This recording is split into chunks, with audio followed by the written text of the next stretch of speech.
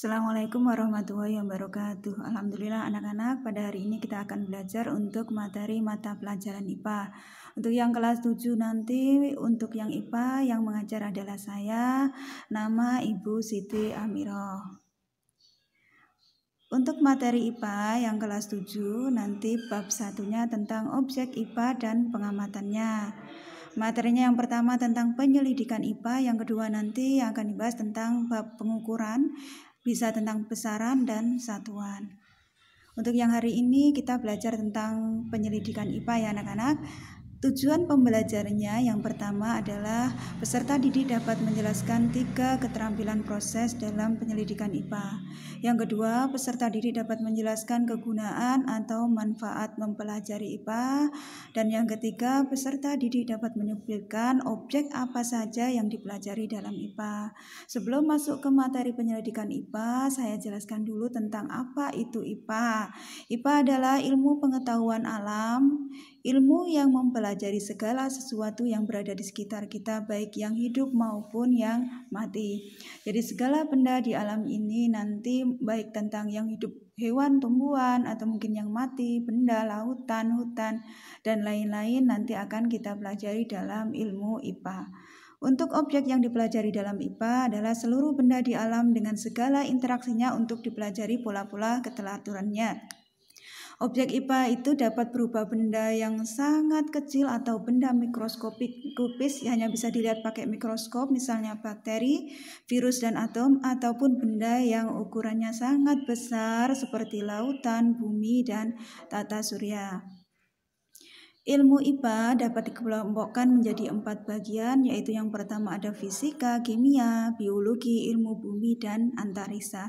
Untuk yang fisika nanti ilmu yang mempelajari tentang aspek mendasar alam seperti materi, energi, cahaya, gerak panas, dan berbagai gejala fisik alam lainnya. Kalau kimia itu ilmu yang mempelajari segala sesuatu mengenai materi dan perubahannya, serta interaksi antar materi yang satu dengan materi yang lain. Untuk biologi itu ilmu yang mempelajari sistem kehidupan mulai dari ukuran yang sangat kecil sampai dengan lingkungan yang sangat luas. Jadi segala makhluk hidup nanti kita pelajari dalam ilmu biologi.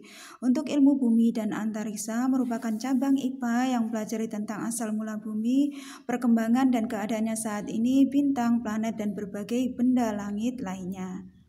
Manfaat atau kegunaan belajar IPA. Yang pertama, dengan belajar IPA nanti kita akan memahami berbagai hal di sekitar kita, seperti misalnya mengapa matahari itu bersinar, kenapa matahari hanya muncul di siang hari atau pagi hari, kenapa kalau malam hari itu gelap, kenapa kalau matahari itu bulan ada, bintang bersinar, tentang bagaimana cara ikan bernafas, cara tumbuhan mendapatkan makanan, nanti itu kita bisa pelajari, kita dapat dengan belajar ilmu IPA. Yang kedua adalah meningkatkan kualitas hidup. Misalnya dengan belajar IPA kita jadi paham tentang cara budidaya berbagai macam tumbuhan, seperti misalkan cara budidaya jamur tiram, cara beternak ayam, cara pembuatan makanan dengan jalan fermentasi seperti contoh dalam pembuatan tape, dalam pembuatan tempe, dan lain-lain.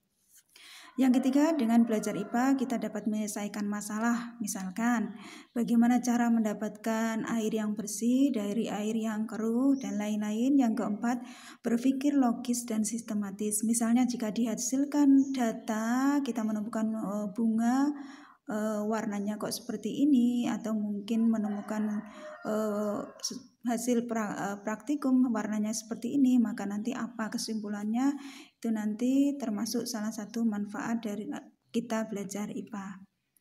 Yang selanjutnya kita masuk ke proses penyelidikan IPA, itu nanti ada 3 tahapan. Yang pertama pengamatan, yang kedua membuat inferensi, yang ketiga mengkomunikasikan. Untuk yang pengamatan itu adalah proses mengumpulkan data dan informasi tentang benda yang diselidiki. Pengamatan dapat dilakukan dengan bantuan alat indera atau panca indera manusia maupun bisa dilakukan dengan alat ukur. Misalnya kalau kita mengamati macam-macam warna bunga, maka dapat dilakukan dengan indera penglihatan yaitu mata. Kalau kita mau mengamati tentang tinggi tanaman, lebar daun, luas daun, maka kita bisa menggunakan alat ukur seperti mistar ataupun meteran. Yang kedua adalah membuat inferensi, artinya adalah merumuskan penjelasan berdasarkan data dan informasi yang telah dikumpulkan pada saat kita melakukan pengamatan. Penjelasan tersebut digunakan untuk menemukan pola-pola atau hubungan antar aspek yang diamati dan membuat perkiraan atau hipotesis. Yang terakhir adalah mengkomunikasikan. Jadi setelah semua penjelasan dirumuskan dengan baik, langkah berikutnya adalah mengkomunikasikan hasil penyelidikan baik dalam bentuk tulisan maupun lisan. Data-data pendukung yang dapat dikomunikasikan misalnya bisa dalam bentuk tabel, grafik, bahkan ataupun gambar.